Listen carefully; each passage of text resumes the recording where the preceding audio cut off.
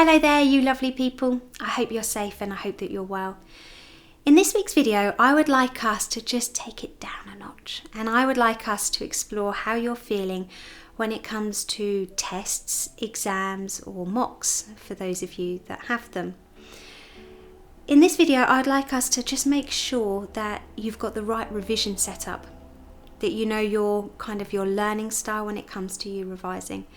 And I'd just like us to check in about how it might be for teachers and for parents and carers and family members too. So let's get on with it. So if you're somebody that has received your mock results and they were really rubbish, or they weren't what you planned, or you think that you could do better, or that you're feeling disappointed and upset, then when you get those results back and they're not that great, I'm really pleased, because if you're going to experience this disappointment, upset, I want you to feel that now being spring and not summer, when you're actually doing your exams or when you're actually getting your GCSE or your A levels or whatever exams they are, when you're getting those results. So if you're going to experience kind of this feeling of disappointment and sadness because the grade isn't necessarily what you want it to be or need it to be, then I want you to experience that now. Because then what we can do is we can take that feeling that you have right now and we can do something about it. Now what that is called that's called hard work that we're going to need to put in, because what you've realised is through that disappointment of getting your mock result is that you've realised that you're not happy with it. Now when it comes to you revising, it's about you finding the right study space. So the reason I've done this particular video sat on the floor is because when it comes to revising at home, if that is something that you do, then I want you to ask yourself, would you rather revise kind of up in your bedroom, or would you revise down in the kitchen or the dining room?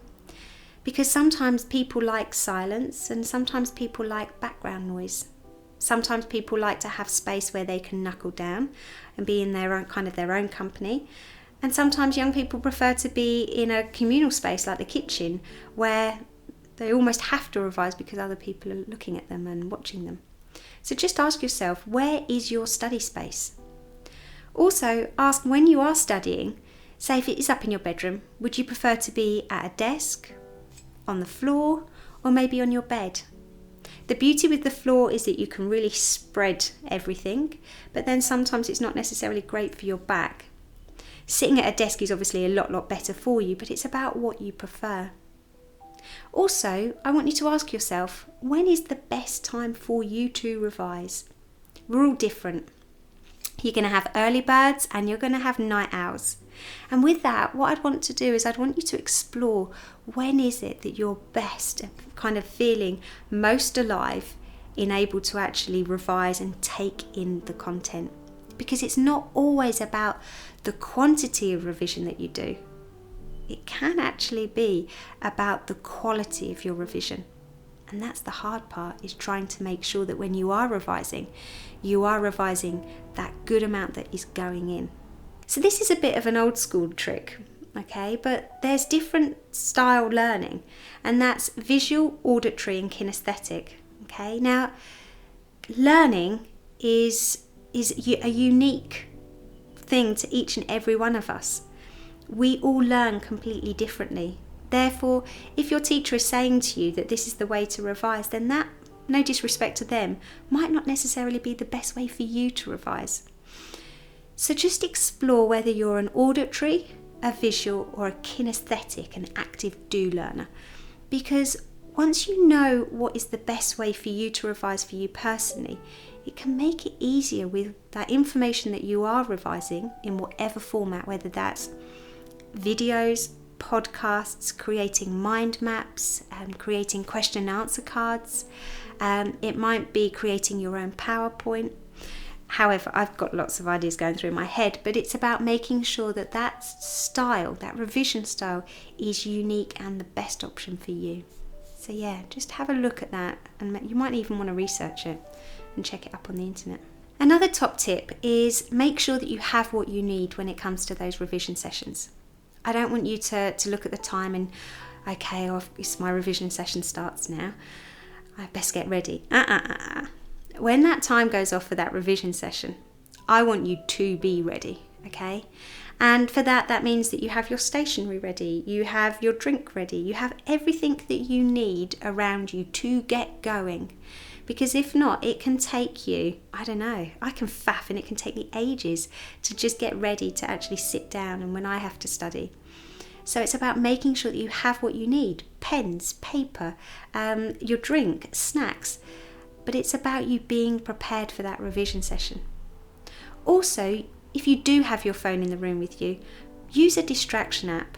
There's lots of them out there. My favourite one is Forest because I love trees. But with that, make sure that you use a distraction app. Those distraction apps almost block you out of your own phone, so then you can't go into it. Or just leave your phone outside, or go and give your phone to your parent or your carer, and say to them that I'm going to revise. Let them know what you're doing. It's always a good one too. So this bit's got two parts. I'd like you to explore, actually, are you somebody that prefers to learn on your own? Or actually, would you prefer to have a study partner or be part of a study group? The only thing about being part of a study group is when there's too many of you, you might do a bit too much chatting. But actually having company when you study can often be really, really good.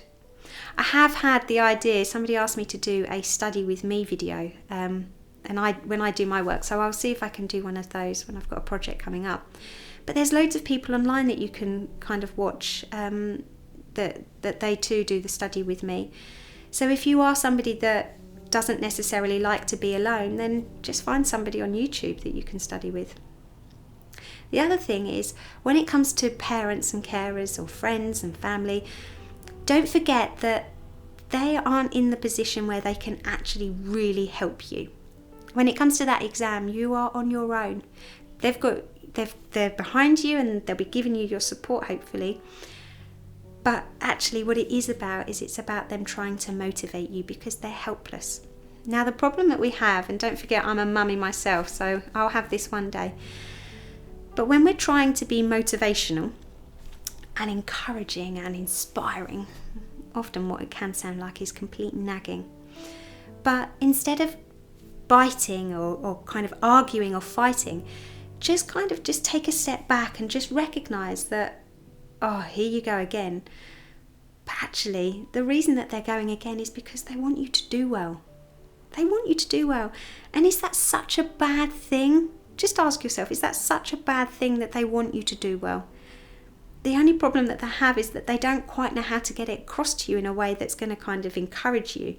So just give them a bit of slack. And also, let them help you. Okay, so those question and answer cards, like a cue card, go and get them to question you. Or better still, go and take your books and go and tell them what you're going to teach them.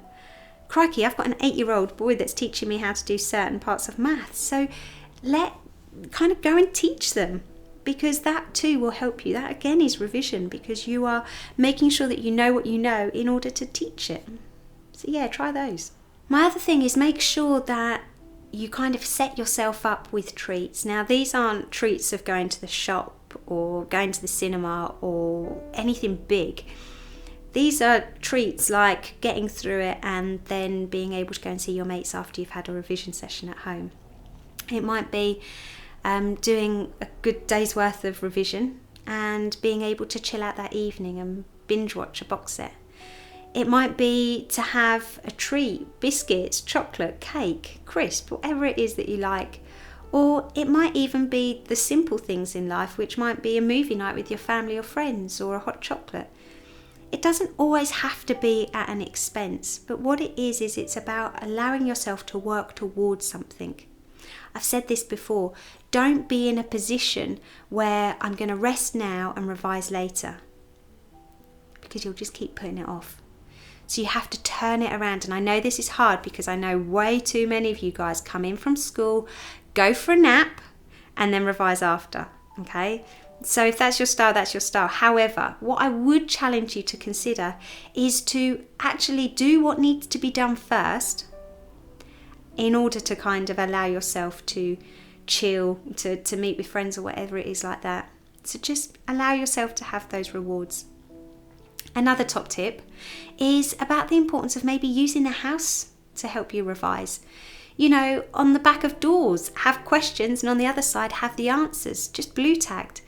Allow yourself maybe to use the fridge with magnets with certain things.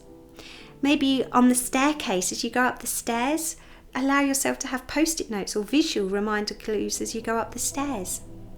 Just use the flat, use the house as a way of you being able to revise rather than being in one set place. Do you know what I'm going to do? I'm going to leave it there because I just feel like I just could keep going and going and going because this is my thing. But what I do want you to do is I want you to recognise that if you're waiting for you to start revising when you feel ready, or I'll do it tomorrow, or I'll do it tomorrow, yeah, I'll do it next week, stop putting it off, okay? It's March. It's March. For those of you that need that motivation, then recognise this, that you've got those summer examinations in a few months. And the beauty of me being able to say a few months means that you can get prepared rather than leaving it to the last minute. So just try some of those. Just make sure that you've got everything you need and just look at those several points that I've just mentioned to see if there's anything that you need to tweak.